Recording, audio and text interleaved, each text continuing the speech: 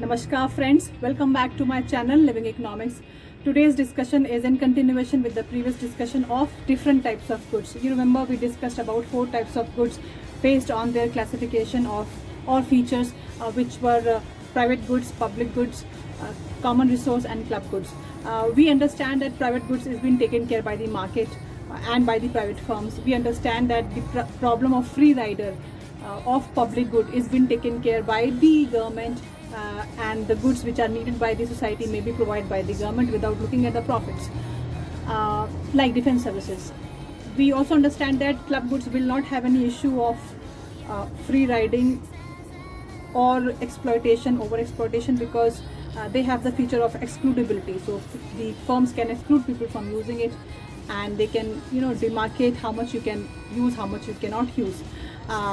But we have one very important good for our life, and that is called as common resource. Common resource is something which is held in common by everyone. So there is no man's land but everybody's land.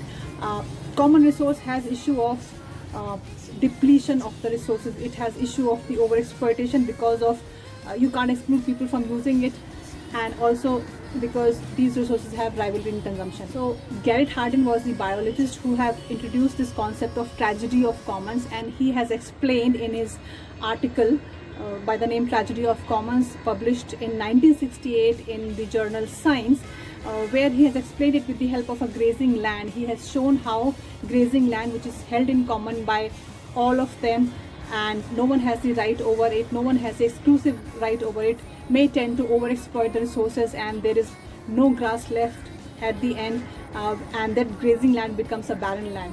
So I'm also going to explain the same tragedy of commons with different example of pond and two people, and how they will be acting on their self-interest by making sure that their private benefit is equal to their private cost, and they will not look into the external cost or the overall social cost to optimize the use of the pond and the fishes in the pond.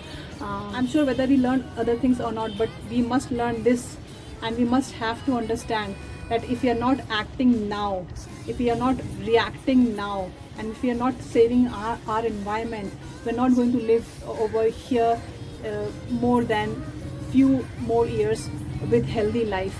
So this is the right time. We must make sure that our common resource are not overutilized, are not overexploited. We must make sure that this is our responsibility, not always the responsibility of the government to take care of these resources. Let us do the collective action of saving our environment rather than overexploiting it in the gain of wealth, in the self-centric attitude of gaining wealth. So here we go with the presentation. Let us depict this tragedy of commons by Garrett Hardin in form of a representation. So in the screen you can see that there are two tortoises.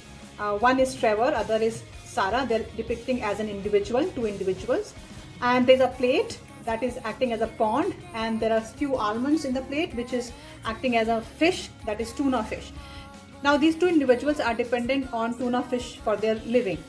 Let us also assume that if Trevor sees his cost and benefit analysis, maximum he can catch 10 fishes in a day, and that is also the optimal number for him, where his marginal cost of catching fish is equal to marginal benefit of his catching fish. So in the same manner, for the sake of simplicity, let us assume the same data and the fact for Sarah as well. So Sarah also catches 10 fishes in a day when her private marginal cost is equal to private marginal benefit.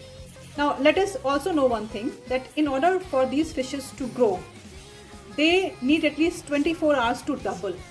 That means whatever number of fishes are left in the pond, next day there will be double amount of fishes available in the pond.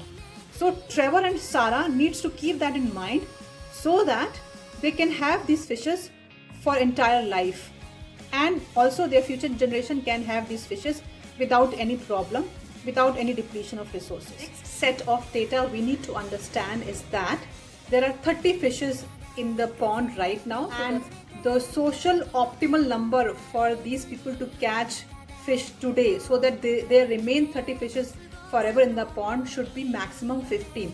So the social marginal benefit is equal to social marginal cost at 15 fishes. So if Trevor and Sarah make sure that they only catch in total 15 fishes, Tomorrow also they'll get 30 number of fishes, tuna fishes, and this cycle can remain sustained forever. But since their private marginal benefit is equal to private marginal cost is at different level, which is 10 compared to 15 or maybe 7.5 for each, they will not be acting in a group interest. Why? Because this property, this entire land is held in common. This land belongs to Sarah as well as Trevor both. Now in this case, what will happen?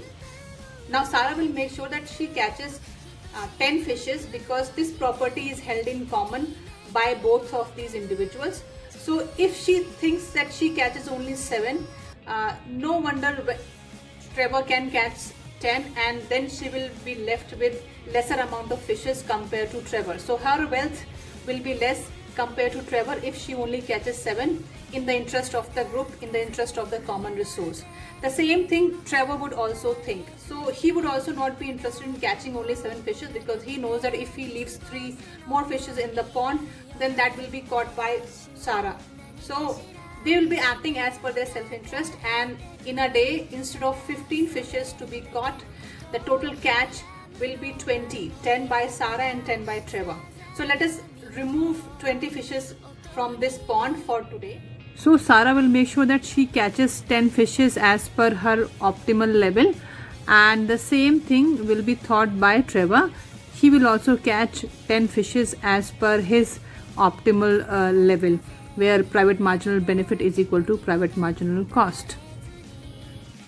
Now there are only 10 fishes left in the pond. Tomorrow, if when Trevor and Sarah will come back for fishing, they will get how many fishes? Yes, they will get 20 fishes. So what I'll do, I'll double the amount of these fishes because 24 hours is over. So you can see now we have 20 fishes in the pond. The next day, Trevor and Sarah come back, and they again act upon their self-interest and catch 10 each fishes. So let's see. Sarah takes away 10 fishes for her, and Trevor also takes 10 fishes for himself. Now this pond is empty. There is 0 number of fishes available in this pond.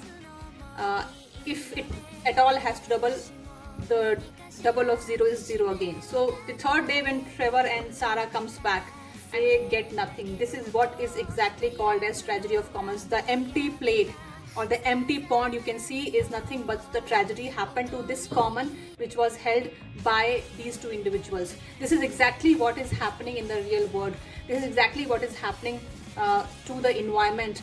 We are cutting trees, we are killing animals, and there is nothing to be left, enough resources to be left to reproduce the same amount. And we all are facing tragedy of commons, and one day we will face this situation when we will not be left with any resources to be consumed, and no wonder there will be more than war-like situation. People would be killing each other.